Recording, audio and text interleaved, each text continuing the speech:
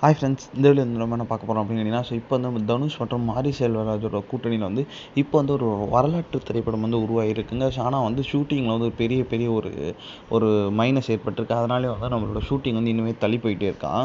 So நம்மளோட நடிகர் தனுஷ் மற்றும் செல்வராஜோட கூட்டணியில் ஆல்ரெடி வந்து கர்ணன் அப்படின்ற திரைப்படம் வந்து ரிலீஸ் ஆகி ரசிகர் மத்தியில் நல்ல ஒரு வரவேற்பை தான் பெற்றுச்சு அப்படின்னு கண்டிப்பாக சொல்லி ஆகணும். ஸோ இப்போ வந்து நம்மளோட ஒரு பிரபல இயக்குனராக இருக்கிறது தான் நம்மளோட மாரி செல்வராஜ். ஸோ அவரோட இயக்கத்தில் லேட்டஸ்ட்டாக அந்த திரைப்படம் பேர் தான் வாழை. வாழை திரைப்படம் வந்து ரசிகர் மத்தியில் செம்ம பெரிய ஒரு வரவேற்பை பெற்று மாரி செல்வராஜுக்கு இன்னும் ஒரு நல்ல ஒரு அங்கீகாரத்தை தான் நம்மளோட வாழை திரைப்படம் வந்து கொடுத்துருக்கு. ஸோ அடுத்தது வந்து நம்மளோட வாழைக்கு அப்புறம் வந்து நம்மளோட மாரி செல்வராஜோட இயக்கத்தில் வந்து நம்ம தனுஷ் வந்து ஒரு படத்தில் நடிக்க போகிறார் அப்படின்றது இப்போ வந்து ஒரு அப்டேட் வந்திருக்குங்க. அதன்படி பார்த்தா இந்த திரைப்படத்தோட பற்றி வந்து சமீபத்தில் ஒரு பேட்டியில் வந்து நம்மளோட மாரி செல்வராஜே சொல்லியிருந்தார். இது வந்து ஒரு வரலாற்று படம், என்னுடைய ஒரு கனவு திரைப்படம் அப்படின்னு சொல்லி ஆகணும். ஸோ இதை வந்து ஸ்டார்ட் பண்ண வந்து குறைஞ்சது வந்து ஒரு 1.5 வருஷமாச்சு வந்து ஷூட்டிங்க்கு மட்டுமே தேவைப்படும்.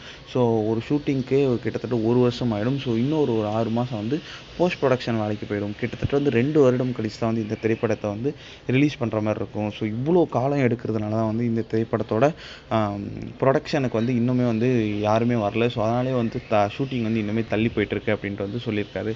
ஸோ சப்போஸ் வந்து இந்த திரைப்படம் வந்துச்சுன்னா ஸோ நம்மளோட தமிழ் சினிமா வந்து வேறு ஒரு ரேஞ்சுக்கு எடுத்துகிட்டு போகிற திரைப்படமாக கண்டிப்பாக இது இருக்கும் அப்படின்ட்டு வந்து ரசிகர்கள் சொல்லிட்டு இருக்காங்க.